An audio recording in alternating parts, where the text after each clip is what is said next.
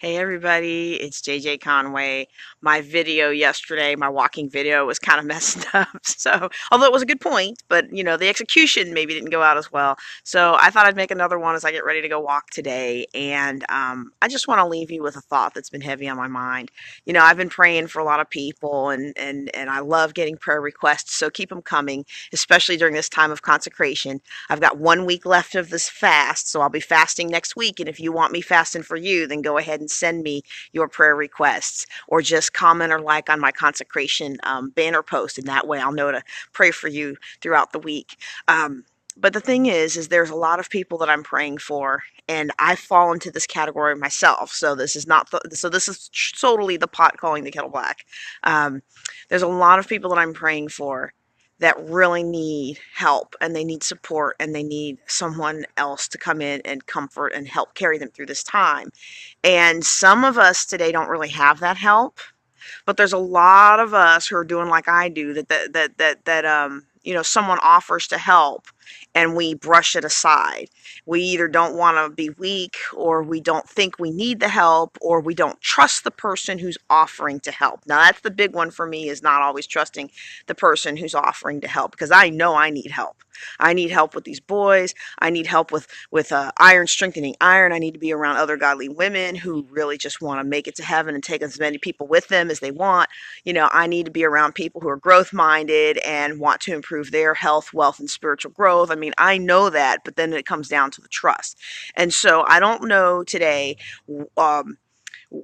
if you are in the category of not asking for help or refusing to accept help, okay? But I just want to encourage you, if you are in that category, to accept help, to let somebody else pour into your life, to let somebody else be there for you. Now, sometimes we don't realize that we're turning people down. And sometimes we don't realize that people are actually trying to help. And sometimes we don't realize that people actually care. Like, we've been burned so many times in the past, especially by church folks, or especially by well-meaning people, or people who say they're supposed to love us, right? We've been burned so many times in the past that we have really kind of cut ourselves off from any offers of help, or accepting help. And so we don't even see the signs that somebody is willing to be a part of our life and to help us along our journey, or to be a part of our journey.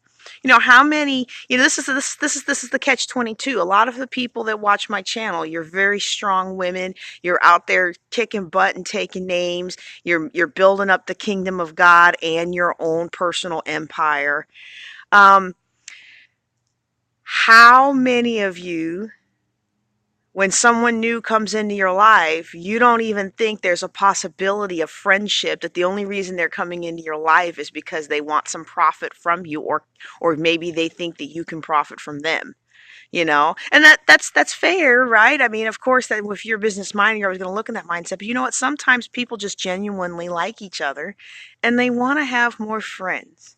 So when someone sees that you're struggling, or especially if you're asking people a lot to pray for you, I want to encourage you. And I really do believe that this is the Lord. Like, we're going to talk about this in church today. We're still talking about the story of Joseph, and we're going to talk about accepting help and things like that, but we're going to weave that into the story of Joseph. So come on out to the Kingstown Family Life Center.